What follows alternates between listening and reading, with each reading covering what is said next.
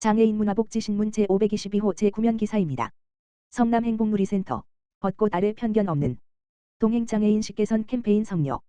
성남행복누리센터 센터장 허두재는 지난 4월 4일 도 벚꽃축제 추진위원회가 주최한 제2회 도촌 봄맞이길 벚꽃축제와 연계하여 지역 주민들을 대상으로 한 장애인 식개선 캠페인을 성황리에 진행했다고 밝혔다. 화창한 봄날 벚꽃길을 찾은 수많은 성남 시민과 함께한 이번 캠페인은 장애에 대한 막연한 편견을 해소하고 장애인과 비장애인이 함께 어우러지는 포용적인 지역사회를 만들기 위해 마련됐다. 특히 이날 운영된 장애인 식개선 악스 퀴즈 코너는 남녀노소, 나이 상관없이 누구나 쉽게 참여할 수 있어 시민들의 큰 호응을 얻었다. 퀴즈에 참여한 시민들은 평소 잘못 알고 있었던 장애 관련 상식을 바로잡고 일상 속에서 지켜야 할 에티켓을 배우는 뜻깊은 시간을 가졌다. 또한 성남행복누리센터는 기관의 주요 사업과 장애인 복지 서비스를 알리는 홍보 활동도 병행하여 지역 내 장애인 복지 거점으로서 센터의 역할을 소개하며 주민들의 관심을 독려하고 소통의 접점을 넓혔다. 성남행복누리센터 이보영 사회복지사는 축제 현장에서 많은 시민이 열린 마음으로 캠페인에 동참해 주셔서 감사하다며 앞으로도 장애인이 우리 사회의 당당한 구성원으로 함께 살아갈 수 있도록 다양한 인식 개선 활동과 복지 서비스를 지속적으로 펼쳐나갈 것이라고 전했다. 성남시 중원구 도촌동에 위치한 성남행복누리센터는 재단법인 순복음선교연합, 여의도 순복음분당교회에서 성남시로부터 지정받아 운영하는 장애인 주간 이용시설로 타인의 도움 없이 일상생활을 영위하기 어려운 장애인을 낮 시간 동안 보호하여 가정의 보호 부담을 경감시켜주며 일상생활 지원, 사회심리재활, 교육지원, 여가생활 지원 등 다양한 프로그램을 지원한다. 자세한 사항은 전화, 지역번호 031-720-8554로 문의하면 된다. 성남시 장애인 주택개조 사업 대상자 모집. 성남시 시장 신상진은 장애인의 생활환경 개선을 위해 장애인 주택개조 사업 대상자를 4월 30일까지 모집한다. 해당 사업은 주택 내 편의시설과 안전장치를 설치 개선해 장애인의 이동과 일상생활 편의를 높이기 위한 것으로 맞춤형 주거환경 조성을 목표로 한다. 시는 2023년부터 현재까지 총 22가구의 편의시설과 안전장치를 설치 지원했으며 올해는 10가구를 대상으로 주택개조를 지원할 계획이다. 선정된 가구에는 가구당 최대 380만원 범위 내에서 안전바 설치, 문턱 제거, 문폭 확대, 바닥 미끄럼 방지, 동작 감지, 센서 설치, 높낮이 조절, 싱크대 및 세면대 설치 등 장애 유형과 생활 여건을 고려한 맞춤형 시설을 지원한다. 신청 대상은 성남시에 거주하는 등록장애인으로 전년도 도시근로자 가구당 월평균 소득 이하이면서 자가 또는 임대주택에 거주하는 가구다. 다만 국가지방자치단체, 공공기관, 금융기관 등에서 동일하거나 유사한 주택개조 지원을 받고 3년이 지나지 않은 경우는 제외된다. 신청은 4월 30일까지 주소지 동행정복지센터를 방문해 접수하면 된다. 신청자가 많을 경우에는 소득 수준, 장애 정도, 연령, 시급성 등을 종합적으로 고려해 우선순위를 정해 선발한다. 성남시 관계자는 이번 사업이 지역 장애인 가구의 생활 편의와 안전을 높이고 보다 안정적인 주거환경 조성을 통해 삶의 질 향상에 기여하길 기대한다고 말했다. 성남시 전국 최초 에너지 안심지원금 지급 41만 세대주 10만원 지원. 성남시 시장 신상진 는 중동 사태로 인한 에너지 가격 급등에 대응해 시민의 생활 안정을 지원하기 위해 전국 최초로 성남시민 에너지 안심지원금을 지급한다고 6일 밝혔다.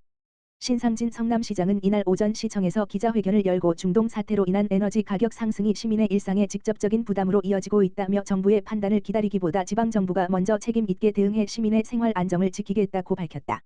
이번 지원은 2026년 4월 6일 18시 기준 성남시에 주민등록을 둔 약 41만 세대주를 대상으로 하며 세대당 10만원씩 총 410억원 규모로 지급할 계획이다.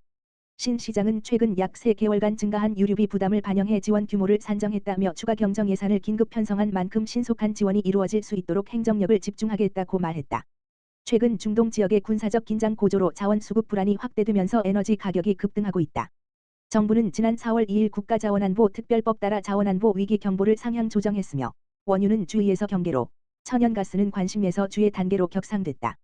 실제 경기도 지역 자동차용 경유 가격은 리터당 1,574원에서 1,943원으로 상승해 전쟁 이전 대비 369원이 오르는 등 시민 체감 부담이 크게 증가한 상황이다. 성남시의회도 지난 4월 3일 자원안보 위기 상황에서 시민의 에너지 비용 부담 완화를 위한 관련 조례 개정을 추진하고 있으며 시는 추경과 조례가 원활히 추진될 경우 이달 말 공포를 거쳐 빠르면 5번 초부터 지원금을 지급할 계획이다.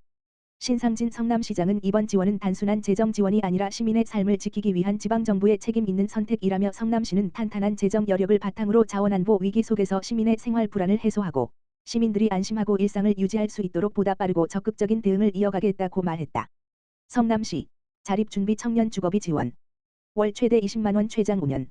성남시 시장 신상진은 올해 5,760만 원의 사업비를 투입해 자립준비 청년 주거비 지원 사업을 시행한다. 아동복지시설, 공동생활가정, 가정위탁 등에서 보호받다가 독립한 청년을 지원하기 위해 올해 처음 시행하는 사업이다. 대상 청년은 월 최대 20만 원을 최장 5년, 60개월 간 지원받는다.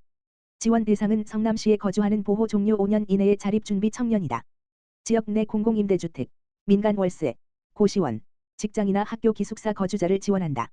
다만 정부 주거급여나 청년 월세 특별 지원 등 다른 주거비 지원 사업 수혜자는 제외로 한다. 신청 기간은 매 분기 시작일부터 열흘간이다. 본인의 주민등록상 주소지 동행정복지센터나 성남시청 아동보육과를 방문해 신청서, 임대차 계약서, 월세 납부 확인서를 접수하면 된다. 올해 1분기 1에서 3월 지출분에 대해서는 오는 4월 10일까지 신청할 수 있다. 이후에도 신청 시기를 놓친 청년들을 위해 연내 소급 신청을 허용할 계획이다. 시 관계자는 보건복지부의 자립지원 실태조사 내용을 보면 자립준비 청년들에게 가장 필요한 것으로 경제적 지원 68.2%, 과 주거지원 20.2%이 꼽혔다면서 이번 사업은 이른 나이에 홀로 사회에 첫 발을 내딛는 청년들의 월세나 기숙사비 부담을 덜어 자립준비를 돕게 될 것이라고 말했다. 수원시 영통구 보건소 장애인 대상 찾아가는 한의진료실 한방에 운영.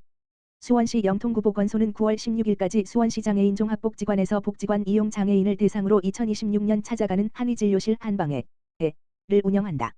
의료기관 방문이 어려운 장애인을 위해 한의사와 한방간호사 등이 현장을 찾아가 진료와 상담을 제공하는 맞춤형 건강관리 서비스다. 복지관과 연계해 의료 접근성이 낮은 대상자의 건강 상태를 지속해서 관리한다. 진료는 매월 첫째, 셋째 수요일 오후 시간대에 진행한다. 침치료 한방약제 처방 건강상담 혈압 측정 등 만성질환 관리 안내를 병행한다. 개인별 증상에 맞춘 한방 시기와 양생법 교육도 한다.